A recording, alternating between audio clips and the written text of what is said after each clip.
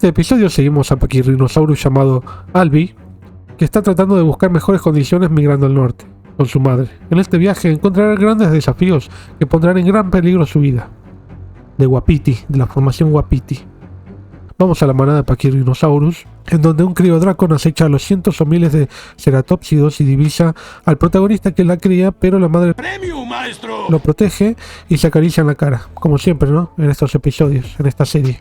El hecho de que hayan cientos de Pachyrhinosaurus juntos es algo probable, ya que se han encontrado decenas de especímenes o cientos de especímenes de Pachyrhinosaurus en distintos yacimientos o boundbeds de Canadá, en Alberta, en varias formaciones geológicas como esta, y son todos producidos por un evento único, que ahora veremos cuál vendría a ser normalmente este evento.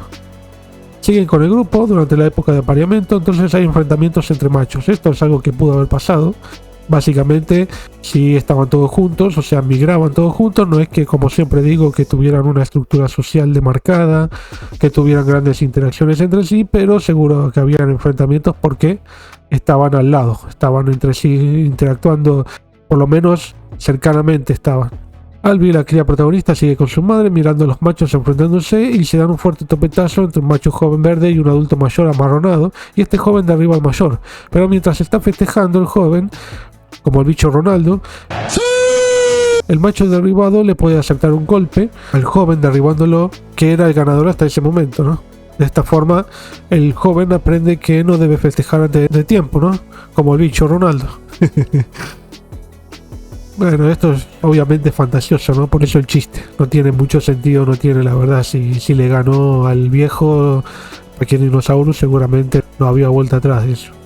Albi pierde la vista a su madre y se queda paralizado esperando poder verla mientras el resto de la manada sigue su camino. Finalmente la localiza cuando ya pasaron todos y la madre también lo estaba buscando. Finalmente se apresuran para seguir al resto del grupo. Y vemos que tiene las pupilas horizontales. Esto es típico de animales herbívoros, principalmente mamíferos, que tienen una visión panorámica más amplia para poder detectar el peligro a su alrededor como un predador principalmente. Es probable que algún dinosaurio haya perdido a su familiar acá, pero digamos, como siempre digo, que no eran animales de tanto afecto como se ve acá en la serie, y puede que hayan migrado junto con algunos de sus crías posiblemente. Eso es posible porque se sabe que distintos dinosaurios tenían cuidado paternal y se sabe para algunos ornitisquios, para algunos dinosaurios herbívoros, así que es probable que los ceratópsidos hayan tenido alguno de estos tipos de comportamientos, pero no se sabe a ciencia cierta cómo era, si era así o no. Así que digamos que si no hay información sobre esto no se puede decir nada, así que me abstengo de comentar más.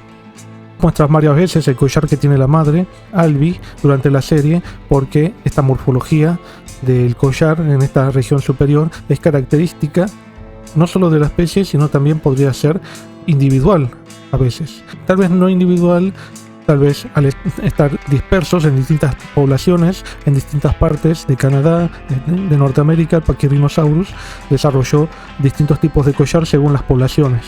Puede ser. No sé si a nivel individual llega a esta variación. Eso se tiene que hacer un análisis estadístico para poderlo determinar. Y después hay algo más interesante también, que es todo el borde de la mandíbula del cráneo de Pachyrhinosaurus. No solamente hay un pico en el extremo anterior, sino que también vemos que ese pico se continúa un poco hacia atrás, que ya lo habíamos visto en Prehistoric Planet, y eso está reemplazando básicamente a lo que era una mejilla musculosa. Por lo que se sabe de las inserciones musculares en el cráneo, la musculatura llegaría de la región temporal hacia la mandíbula en una región bastante anterior, pero por musculatura temporal, no porque esté formando mejilla. Entonces tal vez secundariamente esa musculatura temporal que llegaba muy adelante en el cráneo tal vez lo ayudaba al Pachyrhinosaurus a mantener la comida dentro de la boca, pero no como una mejilla musculosa como un mamífero. Sería una similitud secundaria a las mejillas, no funcionando bien como tal. Y Albi está basado en algunos restos de juveniles encontrados asociados en la zona. Por la noche Gorgosaurus trata de atacar desde el bosque, donde también hay Edmontosaurus regalis. El joven Albi escucha un sonido extraño y se acerca, se aleja de la manada, pero se acerca al sonido. Y entre los árboles se encuentra unos Edmontosaurus regalis comiendo misteriosamente, pero hacen demasiado ruido. Estos sonidos atraen la atención de un predador. El predador de este episodio, que evidentemente es el Gorgosaurus. Y los Pachyrhinosaurus huyen de esta zona, mientras el Gorgosaurus ataca al Edmontosaurus, que parece que no tuvo tiempo de huir mientras el Gorgosaurus venía de lejos. Hasta ahí tiene sentido eso, ¿no? Justo el único que está comiendo es el que hace ruido y el que lo terminan almorzando entre todos los Gorgosaurus. Bueno, y los Pachyrhinosaurus prefieren irse para evitar problemas. O sea, no se quedaron tratando de ayudar al Regalis, ¿no? No. La edad del Gorgosaurus estaría en unos 74-76 millones de años, por lo que 73 se queda un poco corto lo que dice la serie, pero bueno, tengamos en cuenta esa diferencia de edad mínima de 2 millones de años.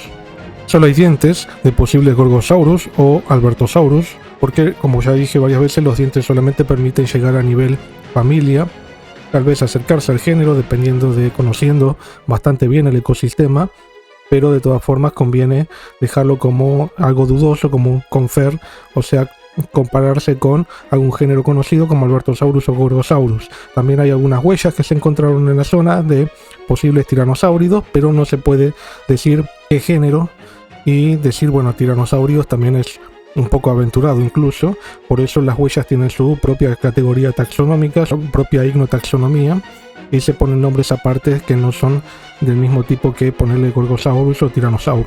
Hay algunas diferencias entre Albertosaurus sarcophagus y Gorgosaurus libratus o Albertosaurus libratus, de acuerdo a quién estemos hablando.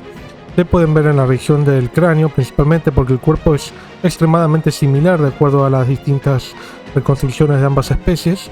Se puede ver algunas ilustraciones, por ejemplo, se puede ver que hay diferencias en el borde dentario, en la zona del borde dentario del premaxilar entre Gorgosaurus y Albertosaurus, que Albertosaurus es más recurvado, está recurvado hacia arriba, y en Gorgosaurus va en punta. En el extremo anterior del borde dentario es en punta, mientras que por encima, en la región de nasal, hacia el premaxilar, en el Gorgosaurus es más aplanado y en Albertosaurus es más redondeado.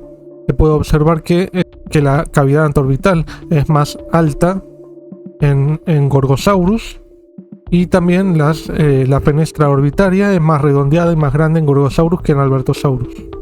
Podemos ver en ambas reconstrucciones de los episodios 4 y 5 que el Gorgosaurus es igual a la reconstrucción del Albertosaurus. O sea, no le hicieron ninguna de estas diferencias observadas entre las dos especies. O sea, ¿para qué vas a decir que es otro género, Gorgosaurus, si las es exactamente igual al Albertosaurus? Para eso decís que es Albertosaurus libratus, el mismo género, y listo, te evitas por lo menos decir que es otro género. Y hay registro de Edmontosaurus también. Sobre el diseño de Pachyrhinosaurus hablaré un poquito más en detalle cuando hable de los ceratópsidos que vemos en esta serie en un video aparte. Esto es principalmente para describir lo que pasa en el episodio. Más tarde vuelven a aparecer los Gorgosaurus libratus, y mientras los demás Pachyrhinosaurus huyen del ataque, el Gorgosaurus trata de observar a alguno para atacar. Albi se queda de frente al Gorgosaurus y trata de atacarlo, el Gorgosaurus, a nuestro protagonista, pero llega su madre para protegerlo. Parece mi pobre angelito esto, la madre siempre está por otro lado y el joven Alvin tiene que defenderse solo, parece. Desgraciadamente llega una gran inundación y termina llevándose a muchos Pachyrhinosaurus, y a los Gorgosaurus los entierra. Entonces terminó el ataque, ¿no? Y vino esta gran inundación que causaba, pareciera acá, por lo que se ve, pareciera ser un tsunami, ¿no? Pero evidentemente no eran así tsunamis. Podemos pensar, ¿no? En la actualidad hay grandes inundaciones con cauces de río que vienen a gran velocidad. Podemos verlo eso también cuando hay grandes conglomerados en los ríos. Tener cuidado donde estás, porque si estás en una zona inclinada hacia abajo con pendiente y hay conglomerados y es una época de crecidas, tener cuidado porque te puede agarrar desprevenido una crecida y no contás el cuento. Bueno, esto vendría a ser lo que le pasó a Paqui, a su madre y a los demás, ¿no? Pero acá sabemos en los distintos registros de Pachyrhinosaurus que los restos están todos apelotonados muy cerca uno del otro, lo que podría indicar que fueron al río, tal vez tratando de cruzarlo, y fueron arrastrados por la corriente y quedaron todos apelotonados juntos. porque no hay una gran orientación distinta de los restos, indicando que, y tampoco hay una diferencia notable de profundidad entre los distintos esqueletos, lo que indicaría que fueron enterrados todos aproximadamente al mismo momento. Por lo menos algunos de los esqueletos fueron depositados al mismo momento y otros tal vez en otro momento, pero siempre muchos juntos. Pero fundamentalmente fue un evento único, ¿no?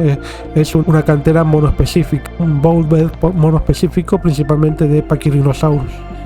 Durante el día se ven los restos de lo que quedó de la inundación y sobrevivieron muchos Pachyrhinosaurus, aunque no vemos a Albi y a la madre, que seguramente quedaron trágicamente sepultados por las inundaciones, y de eso se trata, ¿no? Que justamente los protagonistas en teoría son parte de los restos que son encontrados por los paleontólogos, y explica durante la animación explica lo que encuentran los paleontólogos después en el campo. También vemos en algunas partes de este río que tiene muchos clastos grandes de conglomerados.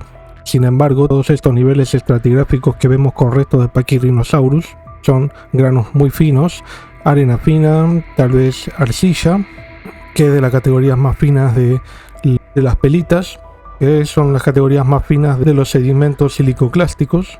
Entonces, si habían conglomerados, podrían haber, pero bastante dispersos en el sedimento, no formando parte principal del sedimento de la playa.